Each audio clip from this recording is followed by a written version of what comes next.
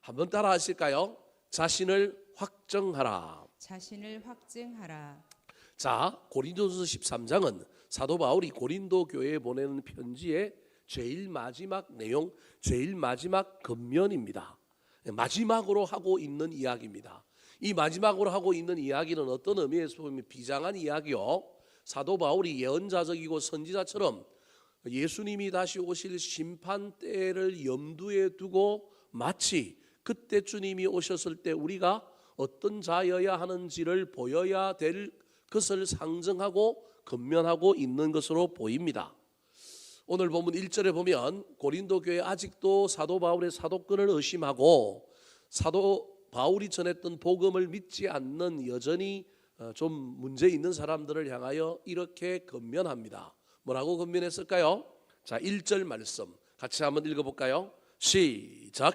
내가 이제 세 번째 너희에게 가리니 두세 증인의 입으로 말마다 확정하리라. 자, 확정하리라라고 하는 말이 오늘 본문에 두 번이나 나옵니다. 1절에도 나오고 5절에도 나오는데 1절에는 확정하리라, 주체가 누구냐면 사도 바울이에요. 두 번째 5절에 나오는 확정하라라고 하는 건 주체가 누구냐면 너희가 확정하라는 거예요. 두 단어가 똑같은데 하나는 사도 바울이 하겠다는 거고 또 다른 하나는 너희가 하라는 거예요. 이 말은 다르게 얘기하면 주님 오실 때 주님이 확정하겠다는 거예요. 확정이라는 말이 어려우면 심판하겠다라는 거예요. 심판받기 전에 너희들이 너희 스스로를 잘 살피고 너희 마음을 확정하고 너희 신앙을 잘 살펴서 확정해라는 겁니다. 그렇지 않으면 큰일 날 거다라고 하는 이야기. 자기가 세 번째 고린도를 방문할 건데 교만해서 자기를 예수님 자리에 올려놓은 건 아니고 마침 우리 인생 가운데 주님이 다시 오시면 우리를 뭐 하실 것이라고요? 확정할 것이라는 거예요. 사도 바울이 흉내내는 것 같기도 하지만 이 사도 바울이 변제하고 있는 고린도 교회 교인들의 잘못된 신앙을 엄하게 꾸중하고 그들이 주님 오셔서 확정할 때 그 확정에 판가름의 심판에 엄청난 벌을 받으면 큰일 나니까 미리 사도 바울이 이제 내가 세 번째 너희에게 가리니 두세 증인의 입으로 말마다 뭐하리라? 확정하리라. 이 말은 말마다 사도 바울을 향하여 비난하고 비판했던 말마다 내가 두세 증인의 입으로 나 혼자 가는 것이 아니라 다른 사람을 데리고 가서 율법, 구약으로부터 내려온 율법과 예수 그리스도가 전한 복음에 의지하여 옛날에 재판은 정인이 몇 명 있어야 돼요? 두세 명이 있어야 되니까 너희들이 잘못되었다, 너의 신앙이 잘못되었다고 내가 판단하겠다라는 말입니다. 그래서 확정하리라고 하는 말이 어려우면 판단하겠다, 심판하겠다 그런 말입니다. 아주 비장하고요, 어떤 의미에서 보면 아주 권위적이고요, 또 어떤 의미에서 보면 네가 뭔데 그러느냐 그러겠지만 나중에 보면 사도 바울이 내 맘대로 하는 것이 아니라 내 안에 있는 예수님이 나한테 시켜서 그 일을 한다라고 이야기합니다. 회개하지 않는 자들에게 내가 너희들을 확정한다, 심판한다, 용서하지 않겠다고 더 나아가서 확실히 용서하지 않는다는 단어를 2절에서 쓰고 있습니다. 같이 한번 읽어볼까요? 시작.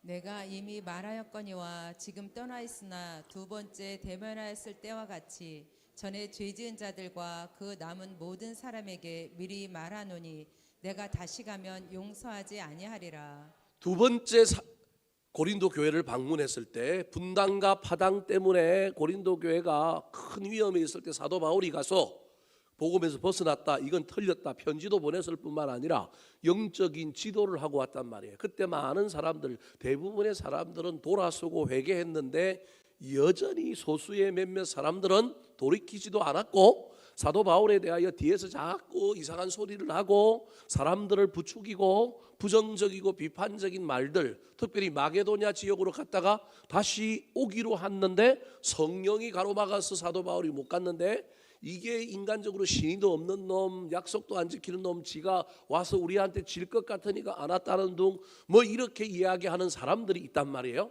그 사람들을 향하여 지금 사도 바울이 얘기하는 거예요. 1절도 그렇고 2절도 그렇고 그 사람들을 향하여 내가 이제 다시 세 번째 간다. 근데 이번에 가면 내가 너희들을 뭐 하지 않는다고요? 용서하지 않는다. 이게 인간의 눈으로 보면, 영적인 권위를 인정하지 않고 눈으로 보면 이게 이상한 말인 것 같고 교만한 말인 것 같지만 이게 결코 교만한 말이 아닌 거예요. 이 이야기를 자꾸 사도 바울과 고린도 교회 이야기로 보면 안 되고 예수님과 우리의 관계로 자꾸 전환하여 저와 여러분이 이해할 필요가 있는 거예요. 사도 바울이 영적인 권위를 가지고 고린도 교회 가는 것처럼 오늘날 저와 여러분의 신앙생활 가운데 재림주로 오실 예수님이 다시 오신다고 한다면 회개하지 않고 전에 죄 지은 자들이 그대로 남아있다고 한다면, 회개가 없다고 한다면 하나님이 우리를 뭐하지 않는다고요? 용서하지 않으리라. 올해는 실패하고 올해는 무너졌다 할지라도 내년에 진보가 없으면, 내년에 신앙의 성장과 성숙이 없으면, 내년에도 똑같은 죄에 다시 넘어진다고 하면 우리 주님께서 우리를 향하여 뭐하지 않을 거라고요?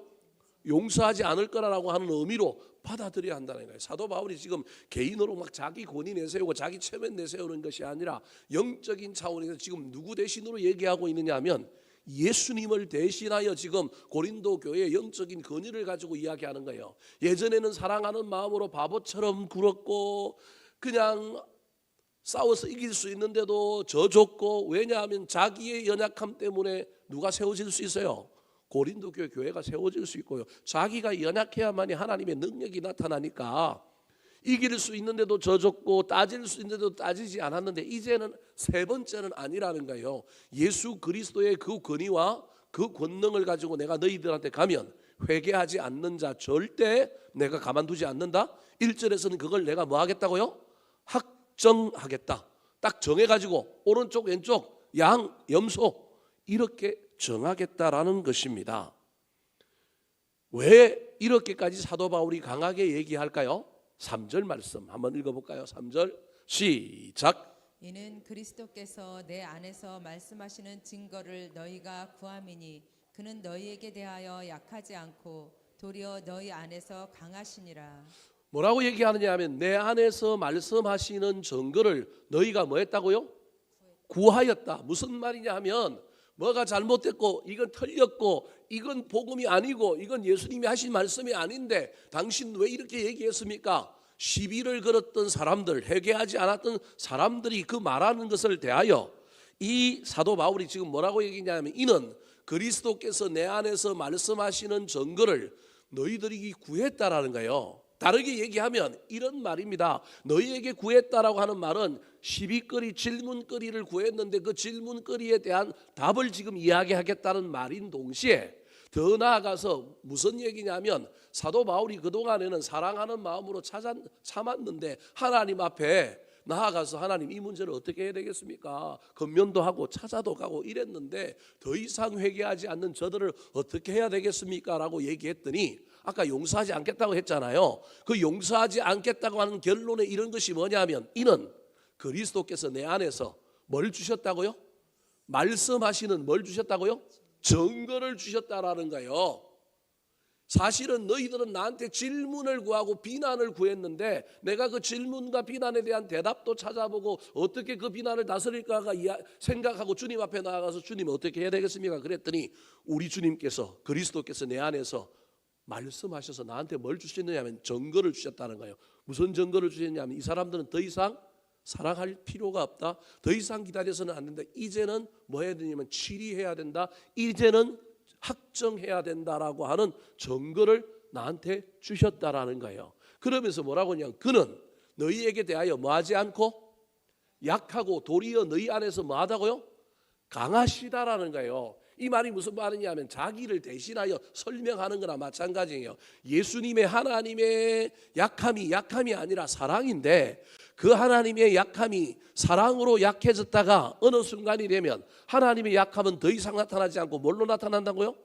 강함으로 나타난단 말이에요. 그런 것처럼 이제 하나님께서 나한테 말씀해 하시는 증거를 주셨고 더 이상 참지 마라. 더 이상 들어주지 마라. 더 이상 그들 앞에서 네가 바보처럼 굴지 마라. 예수 믿었기 때문에 네가 지도자이기 때문에 사도이기 때문에 사랑하는 마음으로 져주고 바보처럼 굴었지만 이제는 그게 아니다라고 하나님께서 말씀하시면서 나한테 증거를 주었다라는 거예요. 그래서 나는 약하고 나는 능력이 없지만 내 안에 계시는 예수님 때문에 내가 담대하게 이제 너희들을 용서하지 않는다고 얘기하고, 내 혈기 내 의로 하는 것이 아니라 내 안에 계시는 예수님 때문에 그렇다라는 거예요. 4절 말씀을 읽어보면 이 설명이 더 확실합니다. 자, 4절 말씀 같이 한번 읽어볼까요? 시작. 그리스도께서 약하심으로 십자가에 못 박히셨으나 하나님의 능력으로 살아계시니 우리도 그 안에서 약하나 너희에게 대하여 하나님의 능력으로 그와 함께 살리라. 예수가 약하여 십자가에 달렸는데 하나님의 능력으로 부활하셨던 것처럼 그동안 내가 너희들에게 물론 편지로는 세게 쓰기도 했지만 가서 사랑하는 마음으로 너희들과 따지고 싸우지 않고 멱살 붙들지 않고 내가 다 져줬지만 이제는 우리는 그 안에서 약하지만 이제 너희에게 대하여는 하나님의 능력으로 그와 함께 뭐 할 거라고요? 살리라. 이 말은 내가 인간적으로 너희에게 가서 권위를 부리고 내 말 안 듣는다고 내 마음대로 하는 것이 아니라 내 안에 하나님의 능력이 있고 내 안에 누가 있다라는 거예요. 예수님이 있다. 살아계신 예수님, 부활하신 예수님과 함께 내가 간다. 그 예수님이 나보고 너희들 뭐 하라 그랬느냐 하면 치리하라 그랬다. 내 인간적인 욕심과 내 마음으로 지금 내가 이렇게 너희들에게 이야기하는 것이 아니라 지금 사도 바울은 이게 비장한 거예요. 내 안에 지금 예수님께서 오셔서 고린도 교인들 저대로 두면 안 된다라는 거예요. 그럼에도 불구하고 이제 5절부터 뉘앙스가 바뀌어요. 이대로 가면 내가 가서 내가 개인 인간으로 내가 가는 게 아니라 내 안에 살아나신 예수님과 함께 가서 너희들을 회개하지 않으므로, 너희들이 여전히 변하지 않으므로 내가 확정하고 용서하지 않고 심판할 건데 그 전에 너희들이 뭘 좀 했으면 좋겠다고요? 미리 어디 편에 설 건지, 하나님 편에 설 건지 아니면 다른 편에 설 건지 너희들 스스로를 말하고요, 확정하라. 이게 5절부터 이제 전환이 되는 거예요. 확정하라. 그러면 내가 괜히 내 안에 살아나신 예수님과 함께 내가 그 예수님께 기도했더니 그 예수님께서 나에게 주셨던 그 증거를 가지고 너희들 가가지고 내가 너희들한테 너 잘못돼서 혼내고 막 그러면 내 권위는 살고 내 리더십은 살겠지만, 아이고 우리 하나님 또 한 인간들 놓쳐버렸잖아요. 한 인간들이 우리 주님 품에서 떠나게 되잖아요. 우리 주님 설파하실 것이 누가 보이느냐 하면 사도 바울이 보이는 거예요. 그래서 하나님의 뜻이 분명한 건 알지만 사도 바울이 이제 사랑하는 마음으로 이들을 향하여 다시금 하나님이 나를 보내서 너희를 확정하시기 전에 너희들 스스로 뭐하라고요? 확정하라는 거예요. 사랑하는 성도 여러분, 올해의 마지막 이 금요 기도회 때 저와 여러분이 내 믿음이, 내 삶이, 내 신앙이 어디에 있는지 한번 확정해 봤으면 좋겠습니다. 조사해보고 점검해보고 정말로 내가 어느 쪽이냐, 주님이 오셔서 넌 이쪽 넌 저쪽 그렇게 말하기 전에 내가 지금 어느 쪽에 있는지 좀 한번 살펴봤으면 좋겠습니다. 내가 어느 쯤에 와 있는지, 영적으로 신앙적으로 어느 위치에 있는지 저와 여러분이 빨리 좀 판단하고 확정함으로 말미암아 떨어졌는지 올라갔는지 부족한지 아니면 충분한지 살펴보아서 내년에는 저와 여러분이 그거보다 훨씬 더 나은 신앙인, 아름다운 신앙인이 되었으면 좋겠습니다. 자동차도 검사를 받잖아요. 성용차는 샘픽이 나오면, 새 차가 나오면 5년인가까지 검사가, 자동차 정기 검사가 어떻게 돼요? 지금 5년인가 3년인가 모르겠어요. 5년, 옛날에 5년이었는데 면제를 해요. 그런데 나중에 좀 지나면 2년마다 한 번씩 받다가 몇 년마다 한 번씩 받아요? 1년마다 한 번씩 받아요. 우리 교회 스타렉스는 얼마마다 받느냐 하면 6개월마다 받아요. 이제 너무 오래된 노후 차량이기 때문에 얼마마다 받느냐 하면 6개월마다 차가 괜찮으냐. 제가 검사는 안 받아봤는데 내년에 우리 이제 연말이라서 재정도 좀 그렇고 하니 내년에 8일 8호는 바퀴를 다 바꿔야 돼요. 제가 여기서 한번 운전을 해보니까 이빠이 돌리니까 바닥에서 차가 어떻게 되느냐 하면 바퀴가 다 달아갖고 찌익 하고 밀려요. 저거 눈밭에 나가면 이제 완전히 이제 브레이크만 밟았다 그러면 아마 직방일 거예요. 옛날에 817은 바퀴를 4개를 다 한꺼번에 갈았거든요. 그래서 문제는 없는데 저 818호는 저거 안 갈면 아마 큰일 날 거예요. 사고 나기 전에 내년에는 꼭 차량 점검할 때 저거 좀 봐야 될 것 같고요. 또 하나는 제가 운전병 출신이라서 조금 아는 것 중에 하나는 엔진 소리를 들어보면 펜벨트가 펜벨트가 조금 마모가 돼가지고 덜덜덜덜덜 거리는 소리가 나요. 그것도 나중에 한번 봐야 될 것 같고요. 브레이크 패드가 얇아졌는지 브레이크를 밟으면 이상한 소리가 좀 나요. 그래서 이제 우리 6개월마다 받으니까 좀 있으면 또 내년 6월 달에 한번 받을 텐데, 그때 차량들을, 우리 차가 이제 연식이 높아졌잖아요. 적게 뛰어서 아직도 우리 교회 차량이 10만 원 안 넘었지만 우리 교인들 중에 차 제일 오래 타는 사람이 윤재현 장로님이에요. 윤재현 장로님 차가 지금 몇만 킬로냐면 34만인가 더 넘었죠. 44만. 저분이 지독한 사람이에요. 차를 얼마나 관리 잘하면 40만이 넘도록 타는 거예요. 그런데도 끄떡이 없어요. 근데 우리 교회 차 스타렉스 아직 10만도 안 됐거든요. 근데 여러 사람이 타다 보니까 이거 잘못하면 이제 큰일 날 거예요. 그래서 이번에 내년에는 꼭 한번 점검을 한번 해봐야 됩니다. 노후 차량이고 오래된 차량이니까. 여러분, 점검 안 하면 사고 나잖아요. 차만 그래야 될까요? 사람도 검사해서 여러분 1년에 한 번 아니면 2년에 한 번마다 보통 사람들 다 뭐 해요? 정기 검진 하잖아요. 정기 검진. 저도 2년에 한 번씩 정기 검진 해요.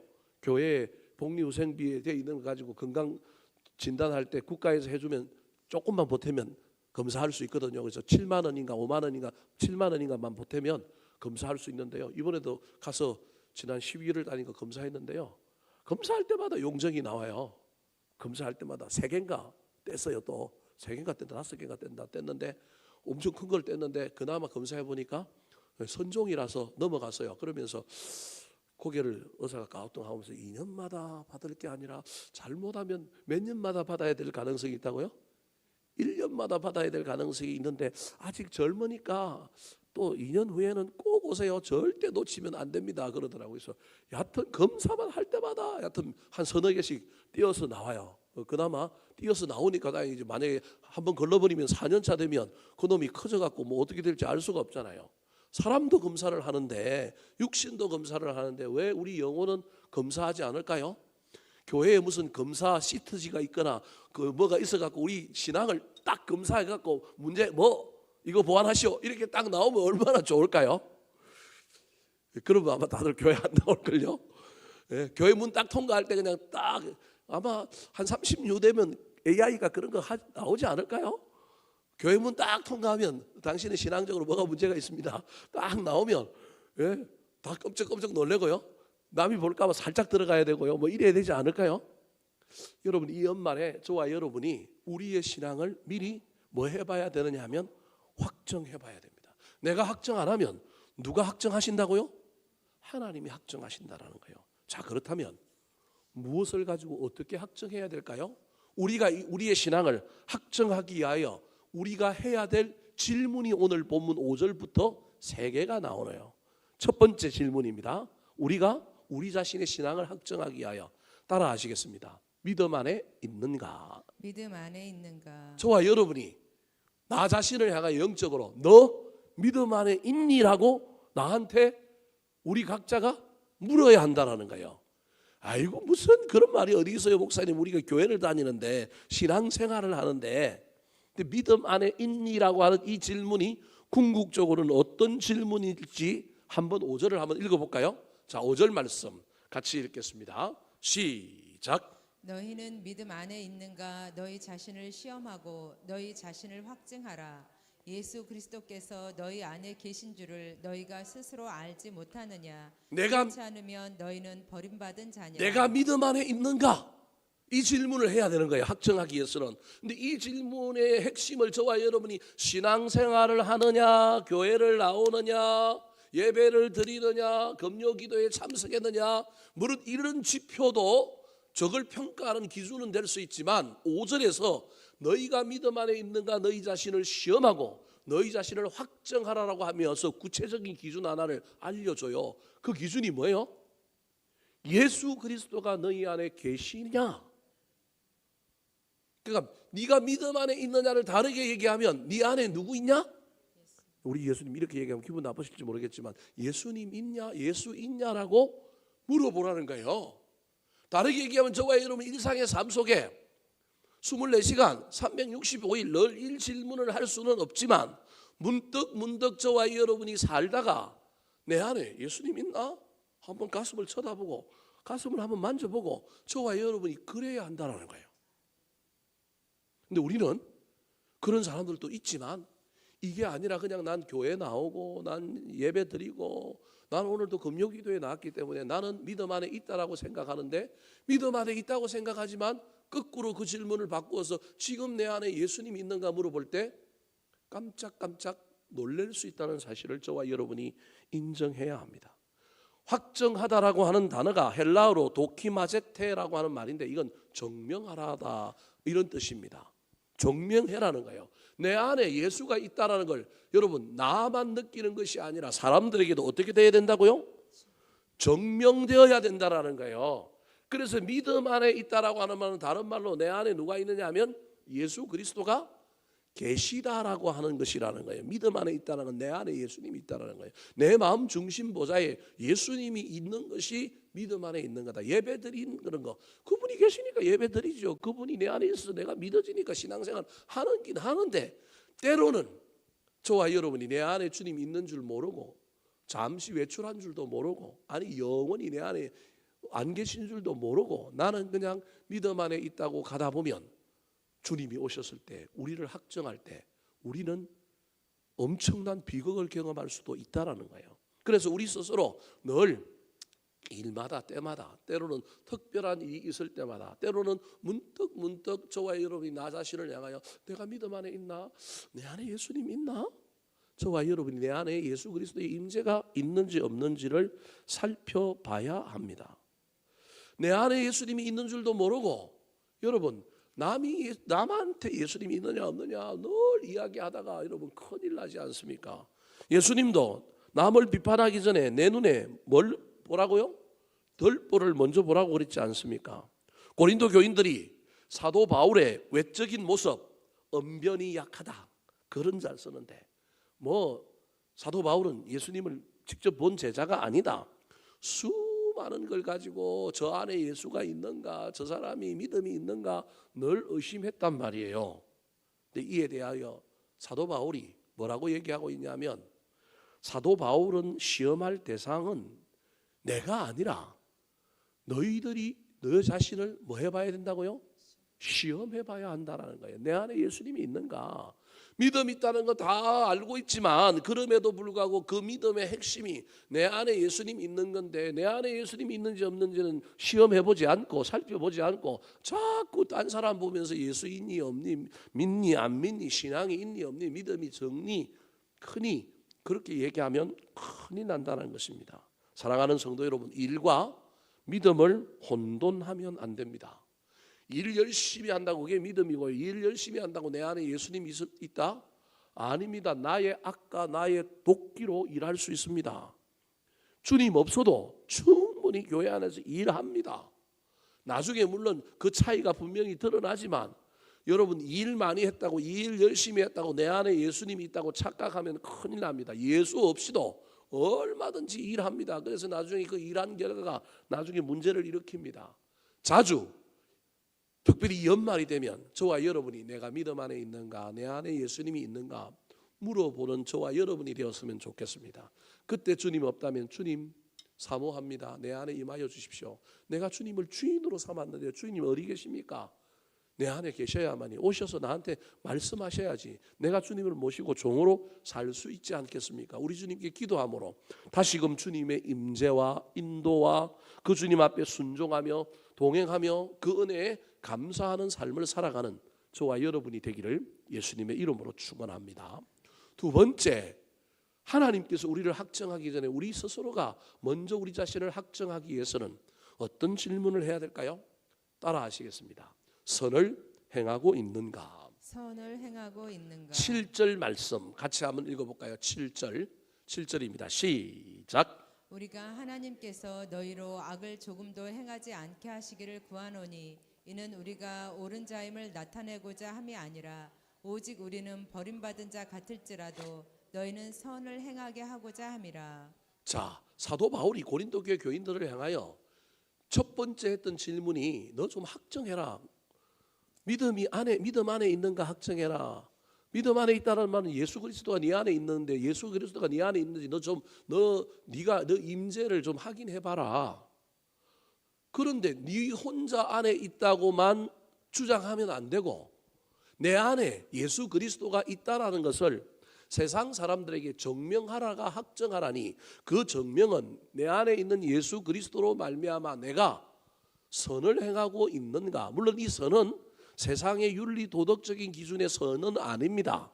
저기 선은 하나님이 기뻐하시는 일이 선입니다. 창세기에는 보시기에 좋았더라, 토브, 하나님이 좋은 일을 하는 게 선입니다. 착한 일을 하는 게 선이 아니고요, 하나님이 좋아하시는 일을 하는 것이 토브, 선입니다. 그래서 저와 여러분이 위로 하나님과의 관계에 십자가의 가로축과 관련하여 내가 믿음 안에 있나? 주님 내 안에 있나라고 물어봤다고 한다면, 이게 점검된 사람은 그러면 내 안에 있는 주님이 나한테 내 삶을 어떻게 원하시지? 이기적인 삶을 넘어서서 선을 행하는 삶, 이기적이고 본능적인 것을 따라가는 신앙생활, 예수를 믿어도 내가 복받기 위하여, 맞아요. 어떻게 인간이 남 복받기 위하여 내가 예수를 믿어요? 내가 복받기 위하여 예수를 믿는 게 지극히 당연한 건 아닙니까? 근데 시작은 그렇게 했을지라도 예수 믿다 보면 주님께서 나로 말미암아 다른 사람이, 나도 복도 받지만 누구도 복을 받아요? 다른 사람도 복을 받고, 때로는요 하나님이 너 좀 희생해라 그래서 나는 손해보는데 다른 사람이 나 때문에 뭘 받아요? 복을 받기도 하잖아요. 이 모든 것이 선이라는 거예요. 내 안에 예수님이 계신다고 한다면 그 예수님이 좋아하는 일, 예수님이 좋게 여기시는 일을 내가 하고 있어야 한다는 겁니다. 십자가의 가로축처럼 동료들에게, 이웃에게, 공동체에, 세상을 향하여 내가 선한 일을 하고 있는가 없는가, 이것이 저와 여러분이 다시금 나 자신을 확정해야 될 일이라고 하는 사실을 기억하시기 바랍니다. 팔이 안으로 굽습니다. 저만 해도 교회의 헌금을 가지고 좋은 일을 하려고 할 때 생판 모르는데 예수 안 믿는 사람들에게 내보내기가 쉽지 않습니다. 전쟁 난데, 태풍 난데, 홍수 난데, 이런 데는 그래도 좀 보내기가 마음적으로는 쉬운데, 아주 생판 모르는 사람들에게 그 사람들이 어떤 사람인지 알지도 못하는데 돈을 헛되게 쓸 수 없으니 못 보냅니다. 그래서 보내다 보면 자꾸 선교지로 가고요, 교회로 가고요, 또 어떤 믿는 사람들이 하는 어떤 단체들로 가고요. 어쩔 수 없는 거예요. 인간이 팔이 안으로 굽으니까. 모르는데 엉뚱한 데 보내가지고 그 헌금을 그렇게 쓸 수는 없잖아요. 그러니까 선교하고 구제하는 일도 팔이 안으로 굽을 수밖에 없는 건 사실입니다. 그럼에도 불구하고 움켜쥐고 있는 것이 아니라 내보내는 것, 이게 선한 일이지 않겠습니까? 할 수만 있다면. 저와 여러분이 예수를 믿었는데, 믿음 안에 있는데 교회당 안에서만 믿어요. 믿음이 이 안에만 있어요. 삶의 현장에 나가면 정말로 저와 여러분이 문제가 생겨요.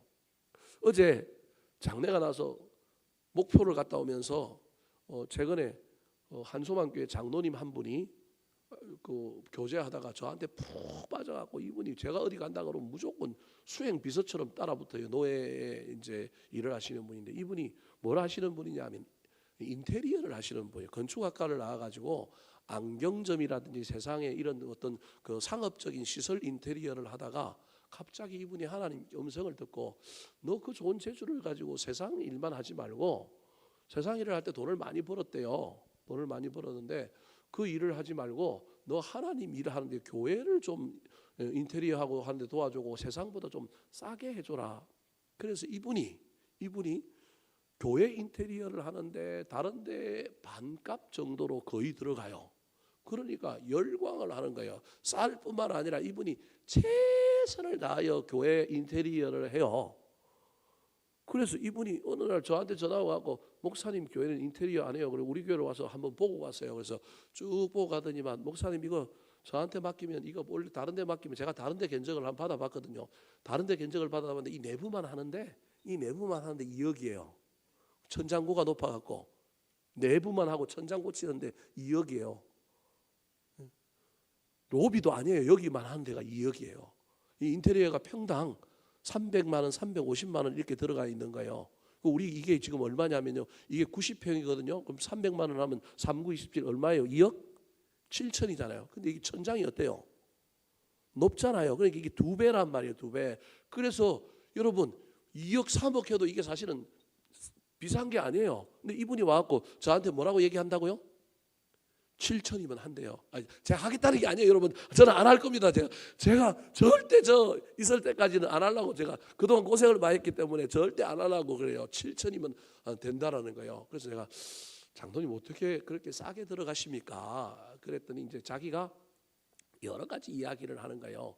이게 이제 전부 공임인데 재료를 자기가 직접 이제 구해오고 싣고 가고 뭐 이렇게 자기하고 연결되어 있는 데서 좀 낮추고, 그 다음에 이게 날릴 공임인데 날수가 딱 정해져 있어서 소위 말하는 외주를 줘 갖고 하기 시작하면 거기에 이 인건비가 소위 말하는 엄청나게 2배, 3배 뛴 게 있는데, 자기는 이제 자기랑 팀을 딱 갖고 가서 하고 자기가 전기부터 시작해 가지고 기본적으로 일할 수 있는 것들이 많대요. 목공뿐만 아니라 해서 자기가 일을 대부분 다 해놓고 나면 인건비가 엄청 준대요. 그래서 자기가 전국에 지금 교회를 몇 개를 정도 했느냐 하면 전국에 300개 정도 인테리어를 했대요. 그래서 내년 또 1월 달부터 저 문경에 어떤 또 교회에 가서 자기가 한 2주 정도 있는데 저한테 목사님, 제가 목사님한테 전화를 좀 잘 못 드려도 제가 2주 동안 공사한다고 그러니까 뭐 모임을 하거나 그러면 언제든 연락을 주시면 시간을 빼서 오겠습니다. 이제 그분이 이제 저랑 같이 노예 이제 임원을 하는데 그러는 거예요. 그러면서 제가 이분의 마음이 어떨까 좀 알고도 싶고 테스트를 해보고 싶어서, 장로님, 세상 사람들은 교회 공사 하려고 그런다는 거예요, 안 하려고 그런다는 거예요? 여러분 잘 모르죠? 세상 사람들은 교회 공사 하려고 그럴까요, 안 하려고 그럴까요? 안 하려고 그럽니다. 이 깍쟁이들이 얼마나 세상보다 깍쟁이고요, 얼마나 막 주인이 많아가지고요, 이 사람이 이래로 하고 이래로 하고 있으면 저대로 하고요, 저 또 다른 사람이 저렇게 하라 그래갖고요, 맨날 그래요. 돈도 못 받는 경우들이 허다하고요, 맨날 공사해놓고 나면 추가 공사 실컷 시켜놓고, 추가 공사했으면 추가금을 줘야 되는데 추가금을 줄까요, 안 줄까요? 안 주는 거예요. 안 주는 거예요. 그 물어보니까 자기가 공사해주고 돈을 떼인 곳이 꽤 된대요. 제가 아는 교회도 하나 돈을 떼있더라고요. 제가 아는 교회도. 저도 이제 그 스토리를 아는데 떼있더라고요. 그러면 저 같은 경우에는 저 같으면 안 할 텐데, 교회 공사 안 할 텐데, 세상 공사하면 훨씬 돈도 많이 벌고 돌 텐데 왜 교회 공사를 하십니까? 그랬더니 하나님이 자기한테 하라고 했기 때문에 한다라는 거예요. 그럼 자기가 이렇게 공사를 많이 했으면 돈을 수억을 벌었을 거라고 생각하는데, 자기는 공사 한 것 딱 하고 나면 자기한테 밑에 있는 사람들 챙겨주고 나면 자기한테 남는 돈은 그렇게 많지가 않대요. 그리고 그 돈도 자기는 가능하면 좋게 쓰려고 애를 쓴대요. 이번에 복인천 교회라고 저기 파주의 복인천 교회가 이제 공사를 했는데, 거기도 리모델링을 했는데 거기도 이제 한 5억 정도 들여갖고 리모델링을 했는데, 그 교회도 막 완전히 로비가 1층 이상해갖고 교인들이 앉아 있을 자리도 없는데, 식당은 지하에 있었는데 그걸 식당을 위로 올리고 이제 로비도 만들고 막 이분이 아주 잘해줘갖고 지금 뭐 갔다 온 사람들마다 다 좋았다고 지금 그렇게 이야기들을 해요. 거기도 공사하면서도 잘 아는, 또 장로님들끼리도 잘 아는 그 교회인데도 불구하고 거기서도 좀 마음 아픈 일들이 좀 있었나 봐요. 그래서 이분이 저한테 은근슬쩍 이야기하면서 그런데 그렇게 마음 아프고 해놓고도 영광도 없고 해놓고도 뭐 그러는데 그거 뭐 자꾸 하십니까? 그랬더니 자기가 한 얘기가, 당신이 하는 얘기가 그거라는 거예요. 하나님이 하라고 했기 때문에 하는 거고, 또 하나는 내가 이걸 통하여 사람들에게 그래도 내 재주를 통하여 하나님의 영광을 돌릴 수 있으면 좋겠다라고 하는 이 소원 하나 때문에 한다라는 거예요. 그래서 큰 교회는 또 좀 규모가 크니까 큰 건축 회사들하고는 경쟁이, 인테리어 회사하고는 경쟁이 안 되니까 자기는 그런 정도에는 실력이 밀리는 건 뻔히 자기가 알지만, 그렇지 않은 중소형 규모의 교회들은 자기가 꼼꼼하게 일을 잘 처리해주고 나면 그곳에서 또 다른 교회에 또 뭐가 들어온다는 거예요. 소개가 들어와서 자기는 다른 인테리어 하시는 분들보다 놀지 않고 그 일을 할 뿐만 아니라 한 교회 잘 해놓고 나면 그것 때문에 너무너무 뿌듯하고 너무 마음이 좋고, 그래서 그 일 때문에 사람들에게 칭찬받는 것, 돈도 떼이기도 하고 때로는 막 이상한 사기꾼으로 몰리기도 하고, 그래서 자기가 그 견적을 내고 나면 다른 데 견적을 또 받고 나면 다른 데 업체들이 막 자기한테 항의를 하나 봐요. 왜 너는 우리 업체를 죽이고 그렇게 싸게 들어가느냐.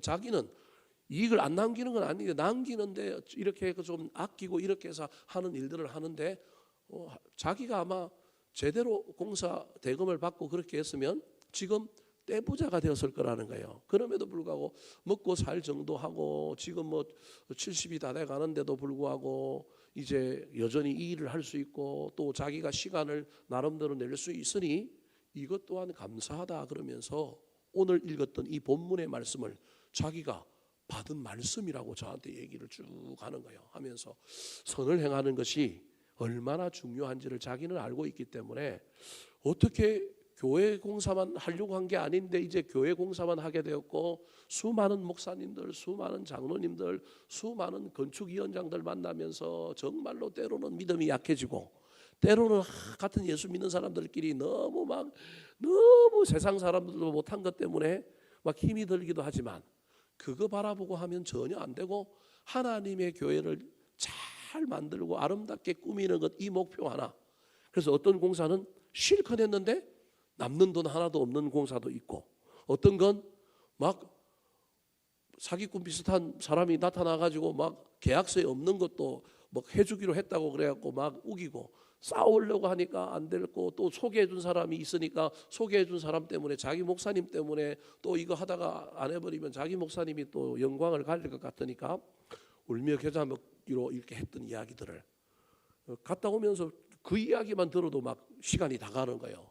그러면서 야 이분이 그래도 참 제가 처음 본 거하고는 이미지가 다르네. 이분이 그래도 참 괜찮으신 분이네 속으로 그렇게 생각했어요. 그래서 우리 교회도 와서 보고 이야기하길래 저는 가능하면 제 임기 내에는 절대 본당은 손 안 댈 겁니다. 손댈 여력도 없고 힘도 없지만 저는 그냥 이거 이대로 그냥 가보려고 합니다. 다음에 후임자에게 일할 일도 남겨둬야 되지 않겠습니까? 그러고 말았습니다.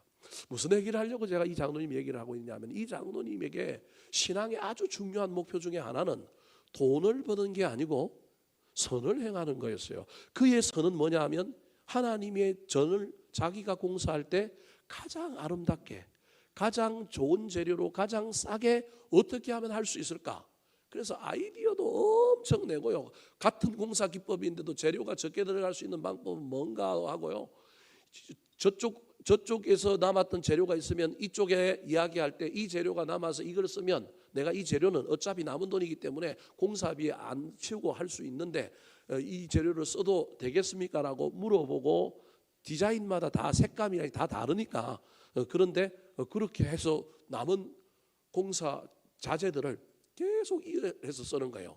저기서 돈 받아먹고 여기서 공사할 때 또 돈 받아갖고 계산에 넣는 게 아니라 이분은 그렇게 해갖고 공사비를 자꾸 낮춰주고 쓰고 이런 방식들을 쓰면서 또 자기가 나름대로 그렇게 해보다 보니까 어떤 백채는 어떤 재질이 좋고 무는 뭐가 좋고 막 이런 것들이 이제 자기 경험상 싸고 오래가고 그러면서도 하자도 적고 이런 것들을 이제 다 이제 알게 된 거예요. 그러다 보니까 공사들을 하면서 어떻게 하면 내가 만든 작품을 이쁘게 만들 거냐, 어떻게 하면 컴플레인이 들어오지 않게 이 일을 할 거냐, 이 일을 함으로 내가 하나님 앞에 얼마나 영광스럽게 나 교회 몇 개를 지었는데 부실 공사하고 온 게 아니라 잘하고 왔습니다 라고 하는 칭찬 듣는 것, 그로 말미암아 교회들마다 이게 좋아지는 것들을 보는 것이 꿈이라는 거예요.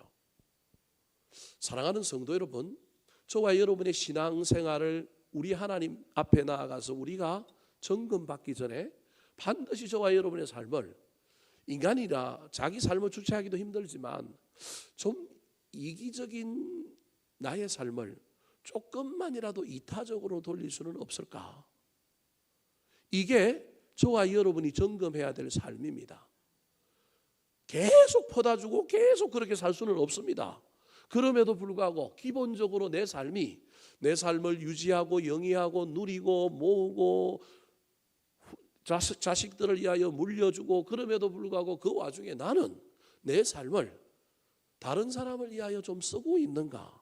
물질뿐만 아니라 에너지, 마음, 내 신앙의 태도가 하나님 보시기에 좋아하는 일, 그게 꼭 뭐 구제하고 나누라 이런 의미가 아니라 하나님 보시기에 좋아하는 가치를 붙들고 내가 그 일을 함으로 하나님 앞에 선을 행하고 있는가? 점검해 보아야 합니다. 그게 우리 하나님이 오셔서 우리 다 알고 있지 않아요? 마태복음 25장에 보면 여러분 양과 염소를 나눈 천국 비유에서 와, 나는 왜 오른쪽입니까? 나는 왜 양입니까? 그랬더니 네가 옛날에 나한테 뭐 떠줬다고요? 물 떠줬다라는 거예요. 그래 나 거지한테 지나가는 사람한테 물을 떠줬는데 그게 예수님이 뭐라고? 그게 누구라고요? 나다. 네가 나한테 이렇게 잘했다. 여러분 우리는 알 수 없습니다. 우리 하나님께서 우리 예수님께서 진짜 인간 세상에 그런 모습으로 우리에게 임하는지 아닌지는 알 수 없지만 분명한 건 주님께서 내가 세상을 향하여 다른 사람을 향하여 그래도 선한 마음을 가지고 있었고 그 선한 마음이 마음에만 머물러 있었던 것이 아니라 어떻게 드러나고 나타났는지는 우리 주님은 분명히 아실 것입니다. 내 삶에 그 선함이 특별히 내가 생각하는 선함이 아니라 우리 주님이 기뻐하시고 우리 주님이 좋아하시는 그 선을 행하며 살아가는 저와 여러분 되기를 예수님의 이름으로 축원합니다. 마지막입니다. 주님 오셔서 저와 여러분을 확정하기 전에 우리 스스로 확정하려면 우리가 어떤 질문을 해봐야 할까요? 이 연말에 저와 여러분이 해야 할 질문은 무엇일까요? 믿음 안에 있는가? 내 안에 예수님이 있는가? 나는 선을 행하고 있는가? 선을 행하는 삶을 살아왔는가? 점검해봐야 할 뿐만 아니라 더 나아가서 질문 하나를 더 해야 되는데 그 질문이 무엇이냐 하면 따라하시겠습니다. 온전해지고 있는가? 온전해지고 있는가? 오늘 본문에 보면 또 다르게 반복되는 단어가 온전이라고 하는 단어입니다. 9절에도 보면 온전, 11절에도 보면 온전이라고 하는 단어가 나옵니다. 10절은 온전이라고 하는 단어를 다르게 표현하고 있는데 그게 뭐냐 하면 세우다라고 하는 단어로 쓰고 있습니다. 사도 바울은 자신의 신앙의 목표를 무엇으로 삼았느냐 하면 하나님 앞에서 온전해질 뿐만 아니라 내가 다른 사람을 온전하게 만드는 것을 신앙의 목표로 삼은 사람입니다. 세상에 어떤 인간이 온전할 수가 있겠습니까? 원이라고 한다면 이 원이 동그란 원이면 이게 온전하죠. 근데 이빨이 빠져나가면 이게 온전하지가 않지요. 온전은 하나님 것이지 인간의 것은 절대 아니지 않습니까? 우리는 죄가 많고 우리는 문제가 많지 않습니까? 그럼에도 불구하고 저와 여러분의 신앙생활 가운데 반드시 기억해야 될 것 중에 하나는 우리의 신앙생활의 어떤 의미의 목표 중에 하나가 온전함이라고 하는 사실을 기억해야 합니다. 그래서 예수님도 산상수훈에서 마태복음 5장 48절에 이렇게 얘기합니다. 같이 한번 읽어볼까요? 화면을 보고 시작. 그러므로 하늘에 계신 너희 아버지의 온전하심과 같이 너희도 온전하라. 저 말은 너무너무 힘든 말이에요. 하나님이 온전하신 것 같이 너희도 뭐하라고요? 온전하라. 저 말을 들을 때마다 얼마나 막 가슴이 막히고요. 저는 얼마나 힘이 드는지 모릅니다. 제가 제 인격을 아는데 제 삶을 아는데 이게 얼마나 힘든 단어예요. 그런데 예수님께서 딱 명령을 했단 말이에요. 너희 아버지의 온전함 같이 너희도 뭐하라고요? 온전하라. 그래서 저와 여러분이 우리를 향하여 스스로 물어야 할 것은 나는 온전한가? 대답은 백발백중 온전해요 안 해요? 못해요. 그런데 하나님께서 사도 바울에게 알려주신 중요한 것이 두 가지가 있는데 그 중에 하나가 뭐냐 하면 온전하는 것을 우리는 자꾸 윤리적이고 도덕적이고 어떤 이런 차원 또는 어떤 뭔가를 잘하는 것을 온전이라고 착각하는데 사도 바울이 온전에 대하여 이야기하기 전에 8절 말씀에 이런 이야기를 합니다. 자, 8절 말씀, 8절 9절을 한번 읽어볼까요? 시작. 우리는 진리를 거슬러 아무것도 할 수 없고 오직 진리를 위할 뿐이니 우리가 약할 때에 너희가 강한 것을 기뻐하고 또 이것을 위하여 구하니 곧 너희가 온전하게 되는 것이라. 자, 8절에 사도 바울의 자신의 이야기를 시작하여 9절 마지막에는 뭘로 가느냐 하면 너희가 온전하게 되는 것이라 너희들이 온전해졌으면 좋겠다라는 이야기를 해요. 근데 너희들이 온전해지기 위해서는 9절 시작에 뭐라고 얘기하고 있냐면 우리가 약할 때 너희가 강한 것을 기뻐하고 이것을 위하여 구하니 곧 너희가 뭐하게 되었다고요? 온전하게 되었다라는 거예요. 여하튼 지금 사도 바울은 고린도교의 교인들이 뭐하기를 원하는 거예요? 온전하기를 원하는 거예요. 근데 여러분 사도 바울 자신도 온전해요? 온전 못해요? 온전하지 못하는데 온전하지 못한 내가 온전하지 못하다고 상대방을 온전하게 못하는 건 아니라는 거예요. 여러분, 저와 여러분이 이 이야기를 잘 기억해야 돼요. 내 삶이 완벽해야 선을 베풀 수 있는 게 아니고 내 삶이 완벽하지 못해도 선을 베풀 수 있는 것처럼 자꾸 인간은 내 주제비가 잘 만들어지고 내가 뭘 모으고 난 다음에 내가 도울 수 있고 내가 뭘 할 수 있다고 이야기하는데 성경은 뭐라고 얘기하냐면 야, 그거 상관없어. 네가 하면서 너도 그렇게 되면 돼. 똑같은 이야기라는 거예요. 사도 바울이 지금 고린도 교회의 교인들이 온전해지기를 원하는데 자기도 온전하지 않는데 남을 온전하게 함으로 내가 뭐 할 수 있다라는 거예요. 온전해질 수 있다라는 거예요. 물론 자기 스스로도 먼저 온전해져야 돼요. 그래서 8절은 온전함의 원천이 무엇이냐 하면 진리, 말씀이라는 거예요. 우리는 진리를 거슬러 아무것도 할 수 없고 오직 진리를 이해할 뿐이니 진리가 내 안에 있어야, 말씀이 내 안에 있어야 나도 온전을 향하여 달려갈 뿐만 아니라 그것 때문에 내가 다른 사람을 뭐 할 수 있어요? 온전하게 만들 수 있어요. 그런데 진리 말씀 말고 우리 스스로의 온전함의 또 다른 원천이 구절에 나오는데 우리가 뭐 할 때? 약할 때 너희가 뭐 하게 된다고요? 강하게 된다라는 거예요. 다르게 얘기하면 그냥 건너뛰어서 논리의 비약을 건너뛰어서 이야기하면 저와 여러분의 온전함은 1차적인 온전의 원천은 말씀이지만 또 다른 원천은 뭐냐면 겸손이에요. 내가 겸손할 때, 내가 약함을 인정할 때 그 속에 무엇이 임하여지냐면 하나님의 은혜와 하나님의 능력이 임해야만이 내가 온전해질 수 있지. 내 스스로는 절대 온전해질 수 있다 없다? 없다. 그래서 사도 바울이 나의 온전함을 이하여서라도 나는 뭘 해야 되느냐 하면 다른 사람의 온전을 뭐 하는 사람이냐면 추구하는 사람이라는 거예요. 그래서 우리가 약할 때 너희가 강한 것을 기뻐하고 이것을 위하여 또 뭐 했다고요? 기도하는 이 삶 자체가 벌써 사도 바울이 온전한 삶을 추구하고 있는 거예요. 사랑하는 성도 여러분, 다 까먹어도 좋습니다. 내가 부족하고 내가 약해도 남을 잘 세우려고 할 때 나는 성화된 인간이 될 수 있습니다. 남을 저와 여러분이 잘 도울 때 내가 온전한 인간이 될 수 있습니다. 목회자가 완벽해서 문제가 없어서 인격적으로 대단해서 목회하는 것이 아닙니다.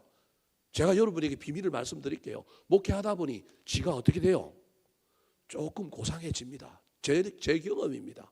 목회하다 보니 다른 사람들을 위하여 내가 이 말을 하고 이 말씀을 전하고 진림 때문에 자신 있게 말은 못하지만 그래도 하나님의 근위에 의지하여 하나님이 원하시는 것이 무엇인지를 이야기할 때 나도 지키지 못하고 이야기할 때 내가 그 일을 통하여 내가 어떻게 되느냐 하면 거룩해지더라고요. 내가 조금 고상해지더라고요. 내가 조금 달라지더라고요. 그래서 지금 사도 바울이 깨달은 것이 사도 바울이 그렇다고 막 비윤리적이나 비도덕적인 사람이 아니에요. 심지어 고린도 교회 교인들을 향하여 야, 너 하나님 믿기 힘들지? 내가 하나님을 본받은 같이 너희들은 누굴 본받으라고요? 나를 본받으라. 이거 얼마나 이게 강호한 말이에요. 이게 2단 3단이 전형적인 말 아니에요. 근데 그만큼 말한다는 건 사도 바울이 자기의 삶이 자신이 없다는 얘기는 아니에요. 자신의 삶도 자신이 있지만 그거보다 더 큰 것은 사도 바울은 이 원리를 아는 거예요. 내가 이 사람들을 위해 최선을 다하는 삶 속에 나의 신앙도 자라는 거예요. 그리고 나의 이 열심과 나의 수고로 말미암아 상대방이 하나님 앞에 온전히 세워지는 이것이 저와 여러분의 신앙의 핵심이라는 거예요. 여러분 부모가 뭐 공부를 많이 하고 유아교육을 배우고 청소년 발달 심리를 배우고 그래가지고 막 부모가 막 뭐 실력을 다 갖춰가지고 음식도 잘 만들고 막 영양도 다 알고 그래야만이 부모 노릇 할 수 있어요? 내가 완벽해야만이 할 수 있어요? 뭐가 있어야 돼요? 자식을 사랑하는 마음으로, 그죠? 내가 내 부모 밑에서 보고 배운 것이 역기능도 있고 뭐 부족함도 있지만 그 마음 가지고 저와 여러분의 삶을 향하여 내 자식들을 그래도 잘 되게 만들려고 사랑을 주고 애를 쓰는 가운데 내가 진짜 뭐가 돼가는 거예요? 부모가 돼간다는 거예요. 우리가 자식을 만드는 것 같지만 자식이 누굴 만드는 것일 수도 있느냐 하면 부모를 만들 수도 있다니까요. 그래서 저와 여러분이 남을 향하여 기독교 신앙의 사랑의 관점에서 남을 향하여 남의 신앙을 남의 삶을 온전하게 만들어주는 것이 신앙의 또 다른 목표여야 한다는 거예요. 그게 전체 목표가 되거나 그것에 우리 인생을 올인해야 된다. 선교사 사도 바울에게는 그 일이 올인이거나 그 일이 어느 정도의 많은 부분을 차지하겠지만 우리에게는 그렇게까지는 되지 않는다 할지라도 적어도 스스로 나는 다른 사람을 온전하게 하는데 돕는 역할은 하고 있는가? 왜? 그 일을 해야만이 누가 온전해질 수 있으니? 내가 온전해질 수 있으니. 이 원리를 잘 기억하여 거꾸로 내가 온전해지고 난 다음에, 내가 거룩해지고 난 다음에, 내가 실력을 갖추고 난 다음에, 내가 물질을 갖추고 난 다음에 다른 사람을 도와주고 세워주고 이러리라, 그렇게 생각하면 평생 안 될 가능성이 많고 나중에 뭐가 됐다 할지라도 늦어져 버릴 가능성이 많다는 사실을 잘 기억하여 나의 온전함을 위하여 다른 사람을 온전하게 하는 삶을 내가 그래도 부분적으로 살고 있는가 살펴보라는 거예요. 10절 말씀 같이 한번 읽어볼까요? 10절 시작.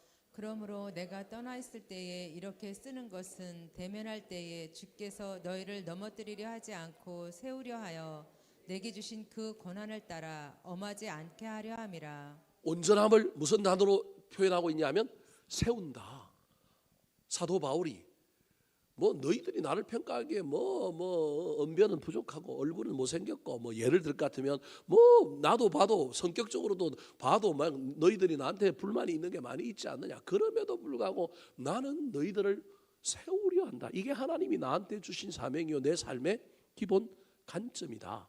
그것 때문에 내게 주신 권한을 따라 내가 너희들에게 가서 너희들을 아까 학정하고 용서하지 않겠다고 했지만 할 수만 있다면 세우려고 나는 뭐 하지 않게 하려고 한다고요? 엄하지 않게 하려고 한다.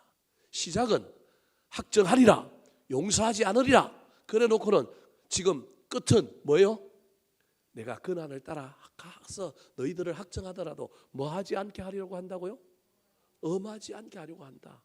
여러분 이게 어떤 의미예요? 인기 얻으려고 그렇게 하는 거예요? 상대방을 뭐 하려고 하는 거예요? 세우려고 할 수만 있다면 기회를 주고 그렇게 세우려고 하는 거예요. 사랑하는 성도 여러분, 우리의 자녀들을 세우는 저와 여러분이 되었으면 좋겠습니다. 목사는 교인들을 세우고 교인들은 연약한 자들을 또 세우고 또 교회 안에 다음 세대를 세우는 일, 이 일이 우리 그리스도인들의 공동체 안에 목표여야 한다는 사실을 기억했으면 좋겠습니다. 내 평생 나 때문에 누가 바르게 섰다. 나 때문에 누군가가 신앙생활 제대로 하게 되었다. 여러분 이런 말 한마디는 할 수 있어야 하지 않겠습니까? 나 때문에 많은 사람이 쓰러졌어. 누가 나한테 뭐 내가 따라가는 길을 아무도 따라오지 않아. 그것처럼 안타까운 일이 어디 있겠어요? 그러면 잘 먹고 잘 살아야 되는데 또 그렇지도 못해요. 사랑하는 성도 여러분, 할 수만 있다면 조금 불편하고 조금 힘들어도 저와 여러분이 에너지를 써서 다른 사람을 세우고 다른 사람을 온전하게 하는 사람이 되었으면 좋겠습니다. 11절 말씀 마지막으로 한번 읽어볼까요? 시작. 마지막으로 말하노니 형제들아 기뻐하라. 온전하게 되며 위로를 받으며 마음을 같이하며 평안할지어다. 또 사랑과 평강의 하나님이 너희와 함께 계시리라. 거룩하게 입맞춤으로 서로 무난하라. 사도 바울이 고린도 교회를 향하여 궁극적으로 소망하고 그리는 그림에 나오는 단어래요. 너네들이 뭐 했으면 좋겠다고요? 기뻐했으면 좋겠다. 너희들이 뭐 어떻게 되면 좋겠다고요? 온전하게 되면 좋겠다. 너희들이 뭘 받았으면 좋겠다고요? 위로를 받았으면 좋겠다. 마음을 같이 했으면 좋겠고 너희 안에 뭐가 넘쳤으면 좋겠다? 평안이 넘쳤으면 좋겠다. 하나님이 너희와 함께 하시면 그 일이 될 거다. 그래서 너희가 너무 이기적으로 나 혼자만 살지 말고 거룩하게 입맞춤으로 서로 뭐 하라고요? 무난하고 서로 격려하며 살아라.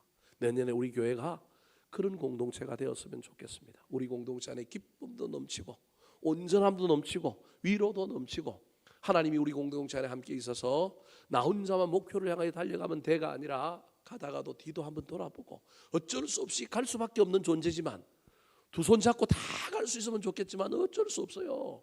여러분 그 유명한 그 이야기 중에 그런 거잖아요. 어떤 육상 경기에 마라톤인데 그죠?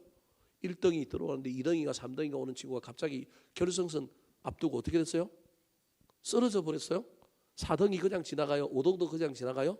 6등인가 7등인가 들어온 사람이 어떻게 해요? 그 사람 부축해서 가요. 제가 1등부터 6등까지가 잘못됐다 그 얘기 하려고 하는 게 아니에요. 1등하고 6등은요 그것으로 충분해요. 그런데 때로는 어떤 사람도 있는 거예요. 덩수에서 벗어났지만 7등인가 6등인데 이 사람이 그 2등으로 오다가 3등으로 오다가 넘어진 그 사람을 부축하니까 뒤에 오던 사람들이 다 어떻게 해요? 부축하고 가잖아요. 그 부축하고 간 바람에 여러분 그 마라톤 대회에 참석한 모든 사람들이 다 기쁨을 얻는 거예요. 1등 저희 인간미 없는 놈 이렇게 얘기할 게 아니라니까요. 어떤 사람은 또 1등을 하여 달려가는 거예요. 어떤 사람은 앞으로 가는 거예요. 뒤따라가는 거예요. 그런데 또 어떤 사람은 가다가 넘어진 사람 쳐다보기도 하고 손 붙잡아 주기도 하고 또 어떤 사람은 자기가 가야 되니까 그 사람 쳐다만 보고 간 거예요. 어떤 사람은 가다가 손 한번 이렇게 툭 하고 갔어요. 그런데 어떤 사람은 뭐 하기도 해요? 붙들고 가기도 하는 거예요. 이게 인간 세상인 거예요.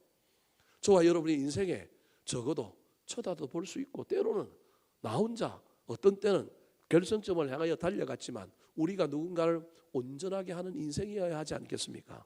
그게 우리 하나님이 만든 인간의 온전한 작품임을 기억하여 내 안에 믿음 있는가 예수님 있는가 살펴볼 뿐만 아니라 내가 사람들을 향하여 선을 행하고 있는가 더 나아가서 내 신앙이 내 인격이 온전해지고 있는가. 근데 이 온전해짐의 가장 큰 비밀은 다른 사람을 내가 어떻게 하는 거라고요? 온전하게 세우는 것.